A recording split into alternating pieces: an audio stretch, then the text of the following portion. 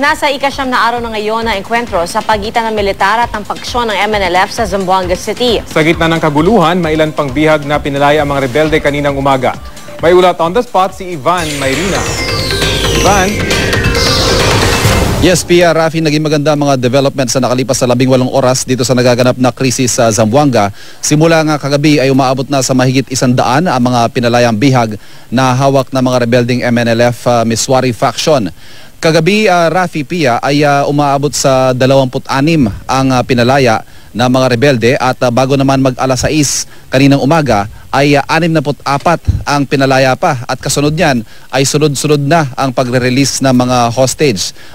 Sumunod dun sa 64 ay may 4 at sumunod dyan ang 8 pa at sumunod ang 1 pa.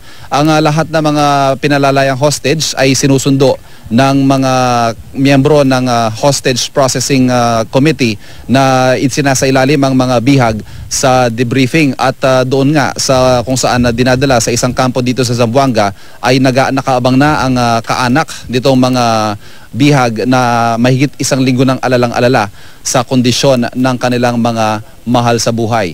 Sa kabila ng sitwasyon niyan, Rafi, ay hindi pa rin tuluyang humuhupa ang tensyon.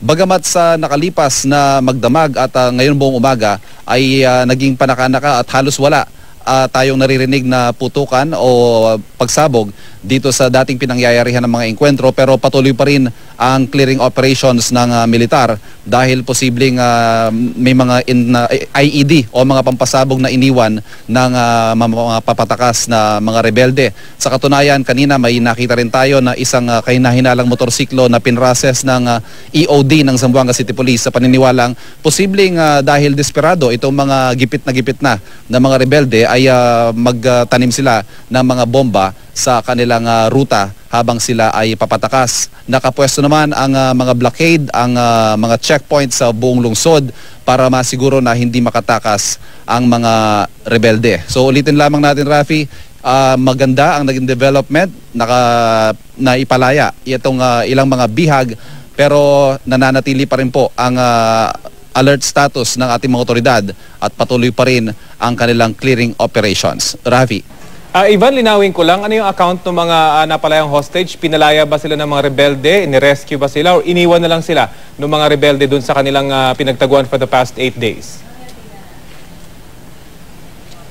Rafi, yung mga bihag na nakakawala ay hindi pinapa-interview sa mga kawani ng media. No? Bagamat ang ilang mga nakakausap nating sundalong sinasabi nila, iniwan itong mga bihag sa kanilang mga pwesto. Ang assumption natin dito, dahil nag-exert ng pressure ang mga tropa ng pamahalaan, ay napilitang mag-withdraw itong mga rebelde at iniwan na nga lamang itong mga bihag dahilan para sila ay makalabas at makalakad patungo sa pwesto ng mga puwersa ng pamahalaan. Bagamat maya-maya lamang hanggang mamayang hapon ay naasahan natin na magkakaroon tayo ng karagdagang impormasyon tungkol sa circumstances ng pagpapalaya nitong mga bihag. Mas mahalaga raw ngayon ay maisailalim sila sa debriefing, malapatan ng karampatang medical care at magkita na sila ng kanilang mga mahal sa buhay na alalang-alala nga sa kanilang kondisyon. Rafi. Ivan, pero visually, nung makita nyo yung mga hostages, may mga ilan na medyo hinang-hina, pero meron din namang iba na medyo malakas pa. Ano yung nakikita nyo yung kondisyon nila, at least visually, nung makita nyo yung mga hostages, Ivan? Rafi, sa ating nakita kanina mismo, no, may nakita tayong dalawang nakatatanda, isang lalaki at isang babae. Medyo mahina ang tingin natin sa kanila at parang hirap maglakad at inaalalayan pa nga ng mga miyembro ng Hostage Processing Committee. Meron din tayong nakitang isang bata, sa tansya natin mga less than 10 years old yung batang babaeng yon, medyo hina rin siya. Pero yung mga kalalakihan naman, mga binatilyo, nakita natin malakas naman sila. Marumi lamang yung kanilang mga damit, may ilang mga may benda, so mukhang may mga sugat. Pero sa pangkalahatan, Rafi, ay mukhang okay naman ang kanilang kondisyon. Ang hindi lamang natin matiyak sa ngayon, siyempre yung traumang pinagdaanan nila sa nakalipas na 8 o 9 na araw na pagkakabihag ay tiyak na may sumasailalim sa kanila sa matinding trauma sa mga panahong ito. At Ivan, ngayon pa lang may mga concern na baka naman tumakas na o nakatakas na itong mga rebelde. Based na rin ito sa history ng mga bakbakan dyan sa Mindanao na kapag ganitong matagal na yung barilan, nakakawala at nakakapuslit yung mga rebelde. Ano yung nababalitaan nyo on the ground, Ivan?